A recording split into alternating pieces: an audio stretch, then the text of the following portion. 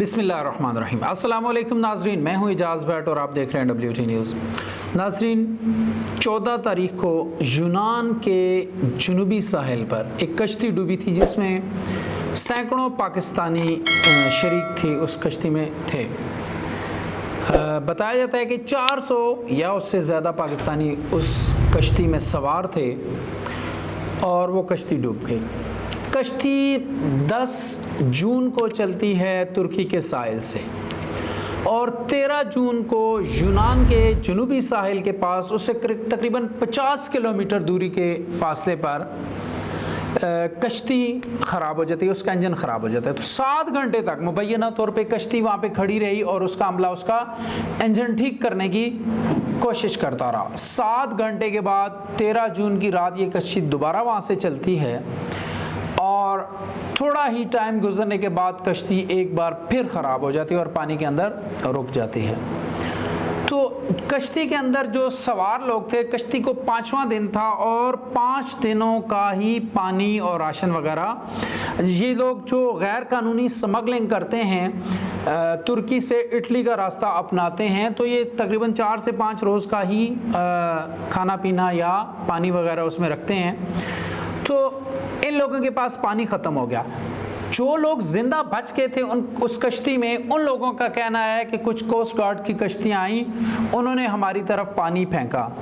जब पानी फेंका गया, पानी की बोतलें उन्होंने फेंकी, तो वहाँ पे चूँकि तादाद बहुत ज़्यादा थी तो इस वजह से कश्ती में मुठभेड़ हो गई मुसाफिरों की और कश्ती हिचकोले खाने लगी। बाद में ये हुआ कि कोस्ट गार्ड जो वहाँ पर मौजूद थे उन्होंने एक फ़ैसला किया कि कश्ती के लोगों को निकाला जाए, किसी तरीके से उस कश्ती से निकाला जाए या इस कश्ती को साहिल तक लेके जाया जाए। उन्होंने रस्सियों से खींचा, एक छोटी कश्ती के ज़रिए रस्सियाँ डाली उस बड़ी कश्ती को जिसके ऊपर लगभग 750 लोग सवार थे, उसको खींचा और वो कश्ती वहाँ पे उलट गई। अब बहुत सारे पाकिस्तानी जो वहाँ से बच गए, उनका कहना था कि जब तुर्की के साहिल से हमें सवार किया जाने लगा कश्ती के अंदर, तो कश्ती की जो बेसमेंट थी, जो निचला हिस्सा था कश्ती का, उसके अंदर हमें ज़बरदस्ती बिठाया गया। ये सानिया के अंदर ये एक और सानिया है कि तमाम पाकिस्तानी उनको कश्ती की बेसमेंट में बिठा दिया गया और बाहर से ताला लगा दिया गया। पाकिस्तानियों को अंदर बंद कर दिया गया, डरबों के अंदर, जिस तरह डरबे में किसी मुर्गियों वगैरह को बंद किया जाता है, तो पाकिस्तानियों को वहाँ पे बंद कर दिया गया। आया कि यहाँ पे एक बड़ा सवाल पैदा होता है कि पाकिस्तानियों को ज़बरदस्ती निचली बेसमेंट में ही क्यों बंद किया गया और उसमें सिर्फ पाकिस्तानी थे।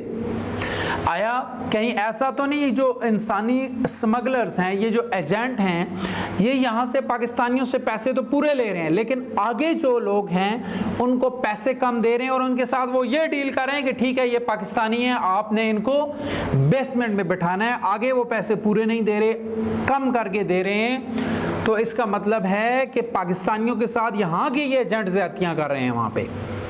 तो ये एक सान्हे के अंदर सान्हे है। जब कश्ती वहाँ पे डूब गई तो मुबैना तौर पे एक अज़मत नाम का शख्स जो वहाँ से बच गया था, जो बेसमेंट में था, वो अपना वाक़या बताता है अपने घर वालों को कि जैसे कश्ती डूबी तो वहाँ पे पहले तो लाइट्स बंद हुई, फिर उस कश्ती के अंदर भगदड़ मच के सब परेशान हो गए। वो कह रहा था कि वहाँ पे एक शीशा लगा हुआ था, मैंने उस शीशे को लात मार के तोड़ा, जब मैंने उसको तोड़ा तो पानी अंदर आने लगा और मैं किसी तरीके से वहाँ से बाहर निकला और फिर आगे मुझे एक हेलीकॉप्टर ऊपर घूम रहा था तो उसका रस्सा मिला, तो मैंने रस्सा पकड़ा और मुझे दूसरी लॉन्च में शिफ्ट कर दिया गया। तो जब ये कश्ती डूबी तो कोस्ट गार्ड का जितना भी अमला था वहाँ पे, یہ لوگ جو بچ گئے ہیں ان کا کہنا ہے کہ وہ کافی دور چلے گئے تھے، کوسٹ گارڈ 1 سے 2 کلومیٹر دور چلے گئے اور 2 سے 3 گھنٹے وہ دور کھڑے رہے اور ہمیں بچانے کی بالکل کوشش نہیں کی گئی۔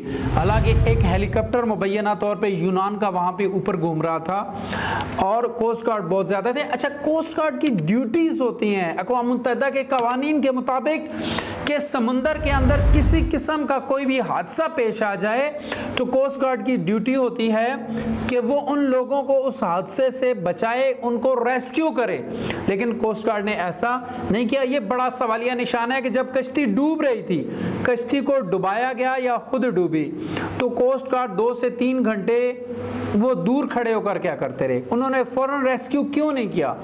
اور پھر اس میں دیکھیں ابھی تک 300 پاکستانی لاپتہ ہیں، ابھی تک آج 22 تاریخ ہو گئی اور 300 پاکستانی لاپتہ ہیں۔ وہ پاکستانی کہاں گئے؟ پھر اس میں ایک اور بات کہ میڈیا کے لوگوں کو ان لوگوں کے سامنے بات کیوں نہیں کرنے دی جا رہی؟ میڈیا کے لوگوں کے سامنے ان لوگوں کو نہیں لایا جا رہا، میڈیا کو ان تک رسائی نہیں دی جا رہی یونان حکومت کی جانب سے۔ کیا ان کا کوئی راز فاش ہونے کا ہے سلسلہ کہ شاید ان کا راز فاش ہو جائے کہ انہوں نے کس طریقے سے کشتی کو ڈبویا، لوگوں کو ڈبویا اور ڈوبتے ہوئے لوگوں کو انہوں نے نہیں بچایا؟ یہ ایک بڑا سوالیہ نشان ہے اور ایک بہت ہی بڑا سانحہ اس سویلائز ورلڈ کی تاریخ میں، ایک بڑا سانحہ کہ آپ لوگوں کی پوری طاقت، آپ کی فوج، آپ کی کوسٹ گارڈ وہاں پہ موجود ہیں اور آپ کے سامنے 300 سے 400 لوگ ڈوب کے مر گئے، ان کا پتہ ہی نہیں ہے وہ کدھر گئے ہیں، آپ ان کی لاشیں تک نہیں تلاش کر پا رہے، آپ کی ٹیم وہاں پہ موجود نہیں ہے۔ تو یہ ایک بہت بڑا المیہ ہے، ایک بہت بڑا ظلم ہے، اس کے خلاف یونان میں بھی مظاہرے ہو رہے ہیں اور پوری دنیا ایک سوال اٹھا رہی ہے کہ یہ لوگ چاہے صحیح طریقے سے یا غلط طریقے سے کہیں جا رہے تھے، لیکن یہ انسان تھے، تو آپ کے اوپر لازمی تھا بین الاقوامی قوانین کے مطابق کہ آپ نے ان کو بچانا تھا، لیکن آپ نے ایسا کچھ بھی نہیں کیا۔ یہ بہت بڑا سوالیہ نشان ہے یونان کی حکومت کے اوپر، ان کی آرمڈ فورسز کے اوپر کہ انہوں نے ان لوگوں کو کیوں ڈبویا یا ڈوبنے سے انہوں نے ان کو کیوں نہیں بچایا۔ اور پھر بہت بڑا کوسچن مارک ہے کہ پاکستانیوں کو بیسمنٹ میں ہی کیوں بند کیا گیا، کشتی کی نچلے پورشن میں کیوں بند کیا گیا اور باہر سے لاک کیوں لگایا گیا کہ جب ایک کشتی ڈوب رہی ہے اور لاک لگا دیا جائے تو کشتی سے کوئی بھی بندہ باہر تو نہیں نکل سکتا، اس نے تو پھر اپنی جان ہی دینی ہے۔ تو ایک بہت بڑا سوالیہ نشان ہے اور میری حکومت پاکستان سے گزارش ہے کہ اس معاملے کی تحقیقات کریں اور جتنے بھی انسانی اسمگلرز ہیں ان کو جلد سے جلد کیفر کردار تک پہنچائیں اور اس ملک کے حالات کو خدا را بہتر کریں۔ اگر آج اس ملک کے حالات بہتر ہوتے تو یہاں سے یہ نوجوان کسی دوسرے ملک میں روزگار کی تلاش کے لیے نہ جاتے، اچھے اچھے خواب لے کر، بڑے بڑے خواب لے کر یہ گئے اور بیچ پانیوں میں ان کے وہ خواب غرق ہو گئے۔ خدا را آپ سے میری گزارش ہے کہ اس ملک کا سوچیں، اس عوام کا کچھ سوچیں۔ اب تک کے لیے اتنا ہی، اپنا خیال رکھیے گا، اپنے اس چینل کا بھی۔ اللہ حافظ۔